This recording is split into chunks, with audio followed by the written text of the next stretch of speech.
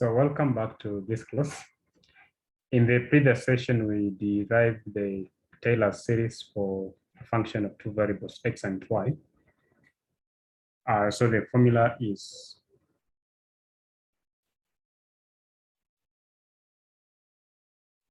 f of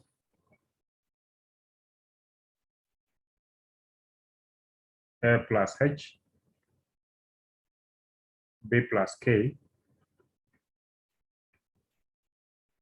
f of a comma b plus h partial x plus k partial y, f of ab plus h partial x plus k partial y, and then 1/2 factorial, 2 squared, f at ab, and then plus 1/3 factorial into h partial x plus k partial y power 3 f at ab, and then plus other terms of the same structure. So some people are having issues on understanding the last step. So where we had said f of x plus h y plus k was f of x comma y plus h partial x plus k partial y, and then f of x comma y plus 1/2 factorial h partial x plus k partial y squared f of x y plus 1/3 factorial into h partial x plus k partial y cubed, and then f of x comma y, then plus several terms of the same structure.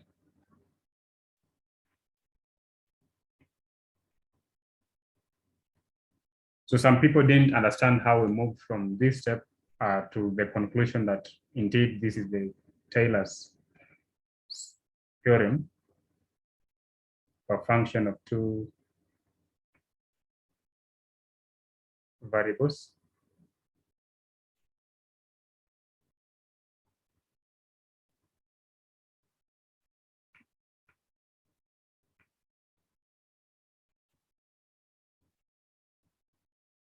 So some people didn't understand how we moved from this step to the conclusion, or let me briefly explain.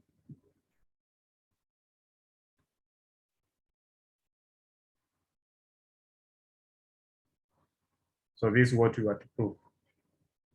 So after arriving at this point,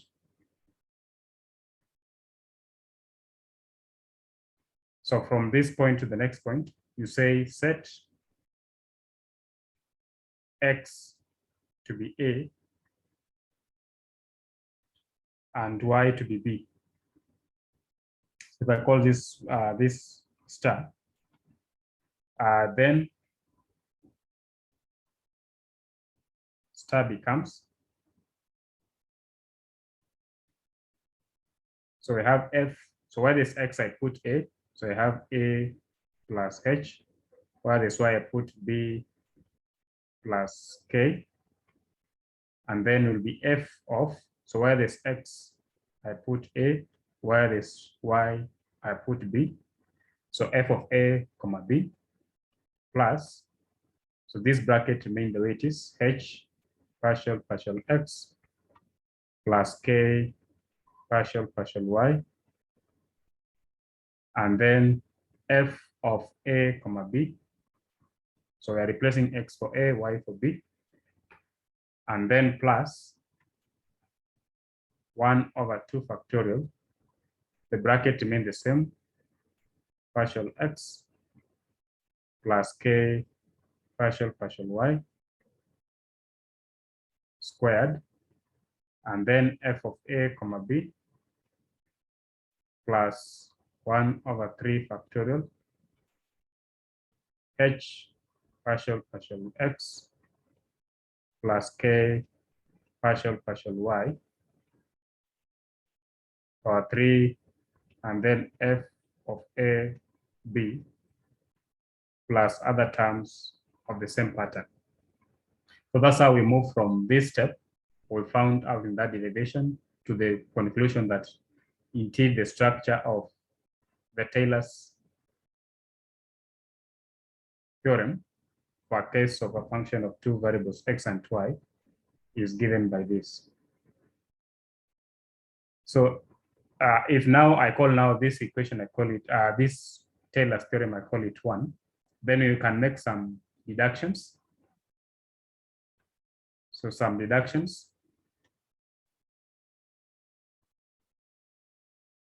from 1. So 1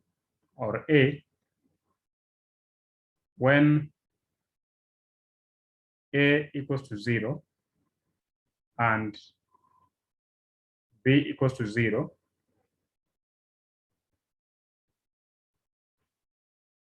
and given that x minus a equals to h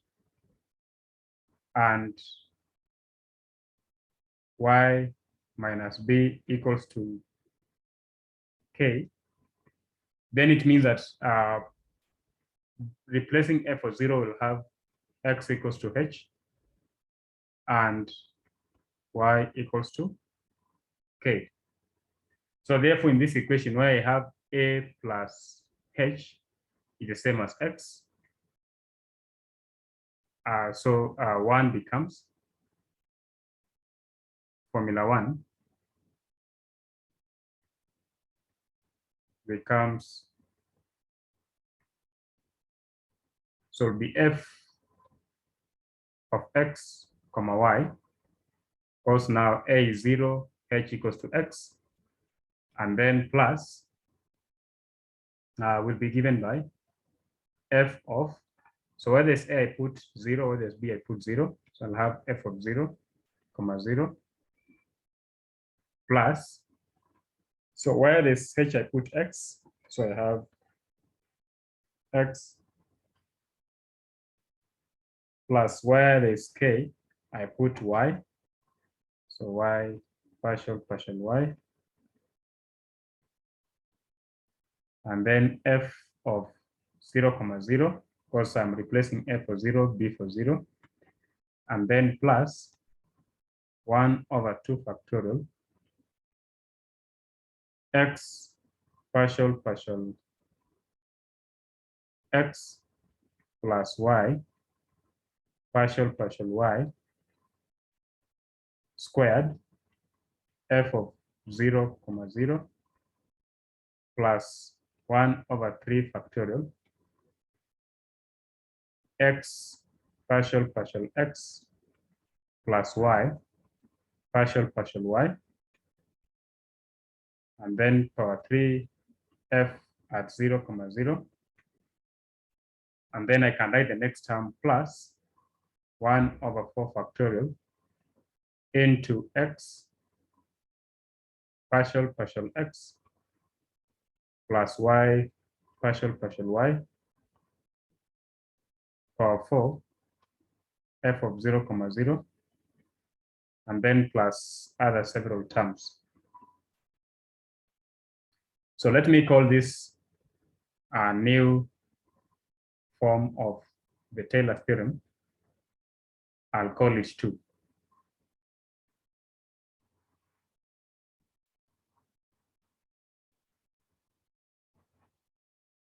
So I'll call this 2. Now from 2, these functions, x partial x can be taken to be just numbers. So when we know that a plus b is just a plus b power 1, and then a plus b squared is given by a squared plus 2ab plus b squared.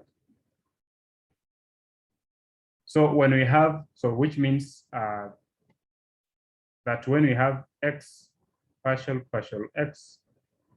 plus y partial y, power 1 is just the same as x partial x plus y partial y. And when we have x partial x plus y partial y, and then power 2, we just use this one here. So a squared, so this term squared will be x squared partial x squared plus 2xy partial squared x y, and then plus y squared partial y squared. So that is what gives us x partial x, and then plus y partial y squared. And we also know that a plus b raised power 3 is a cubed plus 3a squared b plus 3ab squared plus b power 3. So it tells us that x partial x plus y partial y, when you raise this one to power 3, then it's the same as x power 3 partial x cubed plus 3x squared partial x squared, and then partial y, and then plus 3, and then, so remember there's a y here also, x, and then y squared partial cubed partial x, and then partial y squared, and then plus y power 3 partial cubed partial y squared, y cubed. And similarly, you can define, you know, a plus b power 4 is given by a power 4 plus 4a power 3b plus 6a squared b squared plus 4ab power 3 plus b power 4. So it tells us that you can as well define in a similar manner x partial x plus y partial y power 4 as, so we'll have x power 4 partial power 4 partial x power 4 plus now 4, and then x cubed y, and then partial power 4 partial x cubed partial y plus 6 x squared y squared partial power 4 partial x squared partial y squared, and then plus 4x y power 3 partial power 4 of partial x partial y power 3, and then finally plus y power 4, partial power 4, partial y power 4. So if I call this one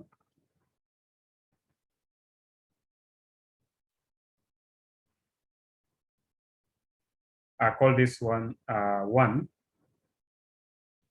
this I call it 2, say I call this one 3, I call this one 4, and then I call this expression 5, and then I call this one 6, then we can rewrite this formula, 2 or formula 1 in the expanded form to simply be able to find the exact value of these partial derivatives as given in this formula here. So using 3,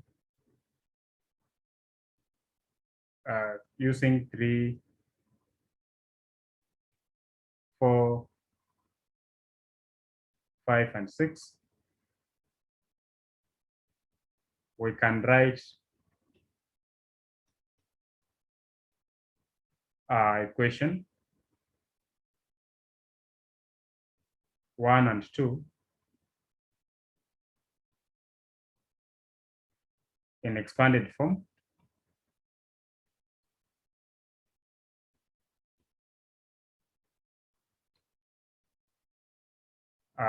up to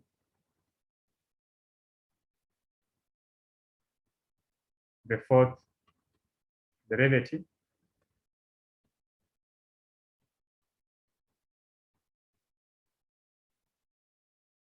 of the function f. So when you're asked to expand up to the fourth derivative, then you can use